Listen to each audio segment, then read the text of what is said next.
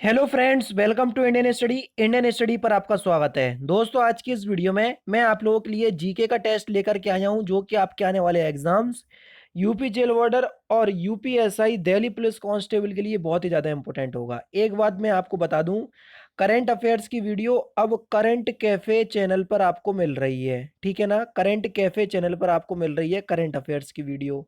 तो दोस्तों, मैं आपसे यही बोलूंगा कि डिस्क्रिप्शन में उस चैनल का लिंक दिया हुआ है, वहां पर रोज सुबह करंट अफेयर्स की वीडियो अपलोड हो जाती है, तो वहां पर आप जाकर के करंट अफेयर्स अपनी देख सकते हैं। ठीक है। उसके बाद ये जो सुबह 11 बजे अब मैं आप लोगों की जीके की क्लास लूंगा, जो कि आपके आने वाले एग्जाम्स यूपी जेल वार्डर और यूपीएसआई के लिए और दिल्ली पुलिस कांस्टेबल के लिए इंपॉर्टेंट होगी। और दोपहर 3 बजे जैसा कि आपकी हिंदी की क्लास चलती थी, तो दोपहर के 3 बजे में फिर से ही हिंदी की क्लास आपकी स्टार्ट कर दूंगा। तो वो आपकी यूपी जेल वार्डर और यूपीएसआई के लिए इंपॉर्टेंट होगी। तो समझ गए सारा डाटा। और इसकी जो पीडीएफ है, डिस्क्रिप्शन में टेलीग्राम चैनल का लिंक दिया हुआ है, वहां से आप प्राप्त कर सकते हैं। ठीक है। एक बार फिर आपको याद दिलाना चाहूंगा, जो मुहिम छिड़ी हुई है उस मुहिम को आप जिंदा रखिएगा, क्योंकि हमको ये नहीं करवाना है कि उन्होंने अपनी साइड पर एक नोटिस दे दिया और हम लोग शांत हो गए। हमें पूरा सिस्टम चेंज करवाना है। भले ही इसमें टाइम लगे, लेकिन आप अपने काम को करते रहना। ठीक है ना। जो हैशटैग ट्विटर पर चल रहे हैं उसमें आप साथ दीजिए। पहला क्वेश्चन तो दोस्तों आपके सामने कि निम्नलिखित में से कौन सी टेनिस प्रतियोगिता ग्रैंड स्लैम में सम्मिलित नहीं है, जल्दी बताओ। फ्रेंच ओपन है, यूएस ओपन है, विंबलडन भी है, गोल्ड फ्लैग ओपन ये नहीं है। चौथा ऑप्शन आपका बिल्कुल करेक्ट। सन 1905 में बंगाल का विभाजन किसने किया था? बंगाल के विभाजन के समय गवर्नर कौन थे? तो आपका सही आंसर हो जाएगा लॉर्ड कर्जन। तीसरा ऑप्शन आपका बिल्कुल करेक्ट। किस भारतीय राजा ने नेपोलियन से अनुरोध किया था कि वह ब्रिटिश को भारत से हटा दे? तो किसने किया था ये अनुरोध? ये किया था आपका टीपू सुल्तान ने। चौथा ऑप्शन आपका बिल्कुल करेक्ट। एंजाइम के प्रोटीन भाग को क्या कहते हैं? तो एंजाइम के प्रोटीन भाग को हम क्या कहते हैं? Apo enzyme. यानी कि तीसरा ऑप्शन बिल्कुल करेक्ट है। हाल ही में 15 जनवरी 2020 को कौन सा भारतीय सेना दिवस मनाया गया? तो 15 जनवरी को सेना दिवस मनाया जाता है, लेकिन कौन से नंबर का मनाया गया? ये बहुत इंपॉर्टेंट क्वेश्चन से आपसे घुमा के पूछ लिया। तो ये 72वां मनाया था इस बार हमने। पहला ही ऑप्शन आपका बिल्कुल करेक्ट है। नेक्स्ट क्वेश्चन आपके सामने, तेल निर्यात करने वाले देशों के व्यापारिक संस्था बनाई गई, जो किस नाम से जानी जाती है? तो उसको हम किस नाम से जानते हैं? ओपेक के नाम से जानते हैं। दूसरा ऑप्शन जो है वो आपका बिल्कुल क्या हो जाएगा? करेक्ट हो जाएगा। ठीक है ना। नेक्स्ट क्वेश्चन की तरफ चलते हैं। नेक्स्ट क्वेश्चन से आपका कि हाल ही में जारी विश्व के सबसे शक्तिशाली पासपोर्ट रैंकिंग 2020 में भारत को कौन सा स्थान मिला? तो भारत को कौन सा स्थान मिला? तो आपका जो सही आंसर हो जाएगा वह हो जाएगा आपका 84वां। यानी कि इस क्वेश्चन का दूसरा ऑप्शन करेक्ट। निम्नलिखित में से कौन सी जनजाति ताना भगत आंदोलन के साथ जुड़ी हुई है? कौन सी जनजाति ताना भगत आंदोलन के साथ जुड़ी हुई है? तो आपका सही आंसर हो जाएगा ऑप्शन नंबर ए, ओरांव। जी हाँ दोस्तों, ओरांव जनजाति जो है ये ताना भगत आंदोलन के साथ जुड़ी हुई है। पहला ही ऑप्शन जो है वो आपका बिल्कुल क्या हो जाएगा?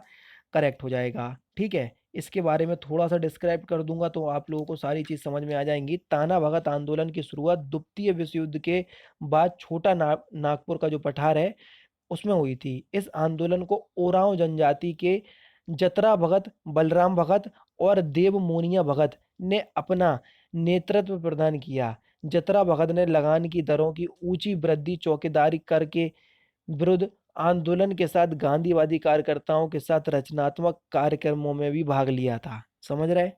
नेक्स्ट क्वेश्चन, एक खुली प्रतियोगितात्मक परीक्षा के माध्यम से इंडियन सिविल सर्विस में भारतीयों के लिए प्रवेश को निम्नलिखित में से किसने संभव बनाया? तो किसने बनाया? तो डलहौजी ने बनाया। दूसरा ऑप्शन आपका बिल्कुल करेक्ट है। संविधान सभा के अध्यक्ष कौन थे, जल्दी बताइए। तो संविधान सभा के अध्यक्ष कौन थे? डॉक्टर राजेंद्र प्रसाद। यानी कि इस क्वेश्चन का दूसरा ऑप्शन जो है वो आपका बिल्कुल क्या हो जाएगा बच्चों? करेक्ट हो जाएगा। नेक्स्ट क्वेश्चन, प्रसिद्ध पर्यटन स्थल गुलमर्ग भारत के किस क्षेत्र में स्थित है? जल्दी बताइए। प्रसिद्ध पर्यटन स्थल गुलमर्ग भारत के किस क्षेत्र में स्थित है? तो आपका सही आंसर हो जाएगा कश्मीर में। दूसरा ऑप्शन आपका बिल्कुल करेक्ट है। नेक्स्ट क्वेश्चन आपके सामने, हरिजन शब्द का प्रयोग सर्वप्रथम किसने किया था, वो भी दलितों के लिए। तो किसने किया था, तो ये महात्मा गांधी ने किया था। दूसरा ऑप्शन आपका बिल्कुल करेक्ट। हाल ही में प्रसिद्ध व्यक्तित्व मोहित बघेल का निधन हो गया, वह कौन थे। तो मोहित बघेल जो थे ये अभिनेता थे। पहला ही ऑप्शन आपका बिल्कुल करेक्ट। शांति निकेतन के संस्थापक कौन थे, जल्दी बताइए। शांति निकेतन के संस्थापक कौन थे, तो आपका जो सही आंसर हो जाएगा वह क्या हो जाएगा, रविंद्रनाथ टैगोर। जी हाँ दोस्तों, शांति निकेतन के संस्थापक रविंद्रनाथ टैगोर हैं और इन्होंने शांति निकेतन की स्थापना 1901 में पश्चिम बंगाल में की थी। तो ये भी आपको पता होना चाहिए। इसमें आपको उद्योग और उनके क्षेत्र दिए हुए हैं, तो उसको आपको मिलाना है, समझ रहे। मूलभूत उद्योग के लिए कौन सा क्षेत्र संबंधित है, जल्दी बताइए। और इसके आंसर जो हैं वो आपके ये दिए हुए हैं, समझ रहे हैं ना। यानी कि आपको यहाँ से मिलाना है और आंसर आपके ये दिए हुए हैं, तो आप ध्यान दीजिए। तो मूलभूत उद्योग पेट्रोलियम को कहते हैं, ठीक है। सामरिक उद्योग, सामरिक उद्योग कहते हैं आपका शस्त्र और गोला बारूद को, ठीक है। अब क्रांतिक उद्योग और माल उद्योग रह गए आपके। अब देखो 2 और 4, पहले ऑप्शंस में आपके 2 और 4 आएंगे। अब देखो कौन से ऑप्शंस में दिए, चौथे ऑप्शंस में दिए 2 और 4। यानी कि यहाँ से हमको ये बात समझ में आ गई, मूलभूत उद्योग के लिए आपका पेट्रोलियम, उसके बाद सामरिक उद्योग के लिए शस्त्र और गोला बारूद, क्रांतिक उद्योग के लिए ऑटोमोबाइल और माल आधारित उद्योग के लिए उर्वरक। यानी कि 2 4 3 1, तो देखो चौथे ऑप्शंस में दिया, ठीक है ना। नेक्स्ट क्वेश्चन, निम्नलिखित में से कौन सा नेता स्वतंत्रता पूर्व देश बंधु के नाम से जाना जाता है। तो देश बंधु हम किसे कहते हैं, तो देश बंधु के नाम से हम जानते हैं उपरोक्त में से कोई नहीं। यानी कि इस क्वेश्चन का चौथा ऑप्शन आपका बिल्कुल करेक्ट हो जाएगा। चित्तरंजन दास को कहते हैं हम देश बंधु, और चित्तरंजन दास तो ऑप्शन में है ही नहीं, समझ गए ना। नेक्स्ट क्वेश्चन, भारतीय राष्ट्रीय कांग्रेस की स्थापना किसने की थी।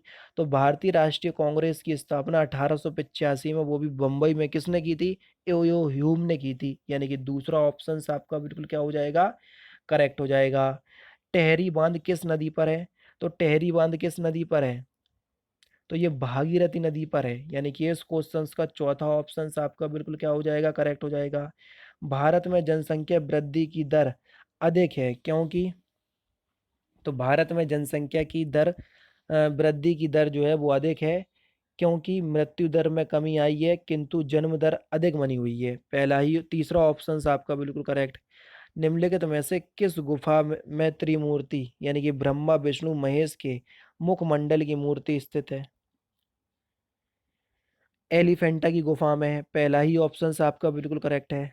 फराओ का संबंध निम्नलिखित में से किस प्राचीन सभ्यता से है, फराओ का संबंध, तो निम्नलिखित में से किस प्राचीन सभ्यता से है, तो आपका सही आंसर हो जाएगा मिस्र, तीसरा ऑप्शन करेक्ट।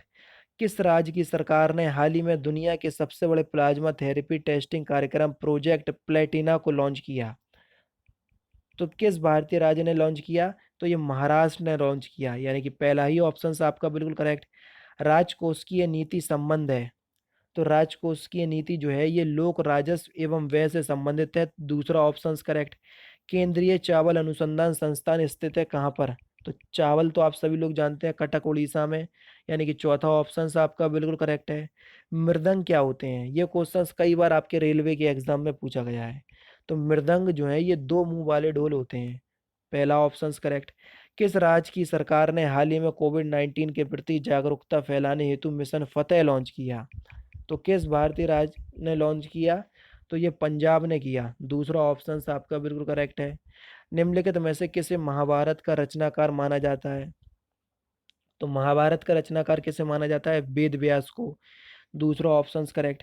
किस राज्य की सरकार ने हाल ही में चीनी सामान का इस्तेमाल ना करने की घोषणा की, तो उत्तराखंड की राज्य की सरकार ने, हालांकि अब तो पूरे भारत में ही नहीं हो रहा, ठीक है ना।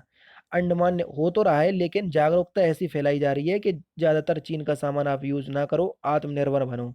भले ही चाहे जीडीपी आपकी माइनस के 23.9% चली जाए, उससे कोई मतलब नहीं है, ठीक है ना। अंडमान निकोबार द्वीप समूह में गद्दीदार चोटी कहाँ स्थित है, तो कहाँ पर स्थित है ये, उत्तरी अंडमान में है, चौथा ऑप्शन आपका बिल्कुल करेक्ट। भारत में निम्नलिखित में से वह बायो रिजर्व कौन सा है जो सिंगों यानी कि शेरों के लिए प्राकृतिक पर्यावास है। तो वह गिर है। गिर राष्ट्रीय उद्यान गुजरात में है, जो कि चौथा ऑप्शन करेक्ट। कोलकाता किस प्रकार के बंदरगाह का उदाहरण है? तो कोलकाता किस प्रकार के बंदरगाह का उदाहरण है? तो ये एक नदीय बंदरगाह है, तीसरा ऑप्शन करेक्ट, क्योंकि हुगली नदी है वहाँ। वैसाखी त्योहार किस राज्य का त्योहार है वैसाखी? तो ये पंजाब का है, तीसरा ऑप्शन से आपका बिल्कुल करेक्ट। सन 1857 के विद्रोह का एक कारण था राज अपहरण की नीति, इसे किसने लागू किया था? तो राज अपहरण की नीति जो है ये लॉर्ड डलहौजी के द्वारा लागू की गई थी, चौथा ऑप्शन करेक्ट। पन्ना मध्य प्रदेश के एक बहुत महत्वपूर्ण स्थान है, यह किस खदान के लिए प्रसिद्ध है?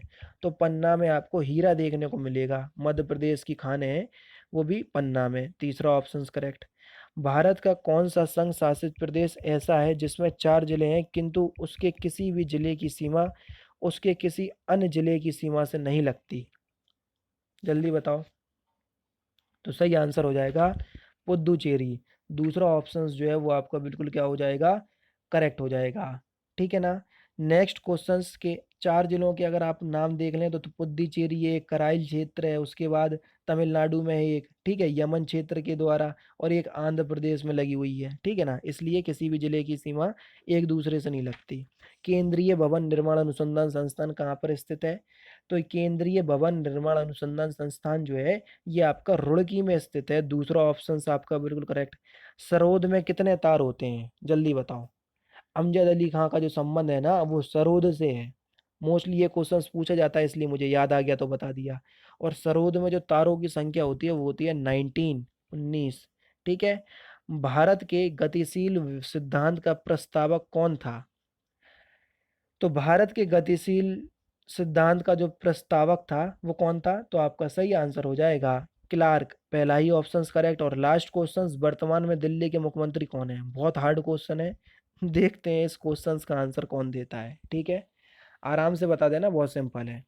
तो दोस्तों ये थे आपके 39 क्वेश्चंस, अगर आप इसको भी मिला लो तो लगभग लगभग 40 क्वेश्चंस का आपका टेस्ट हो चुका है। आपके इस टेस्ट में कितने नंबर आए तो मुझे कमेंट बॉक्स में ज़रूर बताइएगा। साथ ही साथ दोस्तों अगर आपको वीडियो अच्छी लगे तो वीडियो को लाइक और शेयर जरूर कर दीजिएगा। तो दोस्तों फिलहाल की वीडियो में सिर्फ इतना ही। अगर आपको वीडियो पसंद आए तो प्लीज़ दोस्तों वीडियो को लाइक कीजिए, शेयर कीजिए, और साथ ही साथ हमारे चैनल को सब्सक्राइब करना ना भूलें, क्योंकि मैं रोजाना इसी तरह के वीडियोज़ आप लोगों के लिए लाता रहता हूँ। नमस्कार दोस्तों, जय हिंद, जय भारत।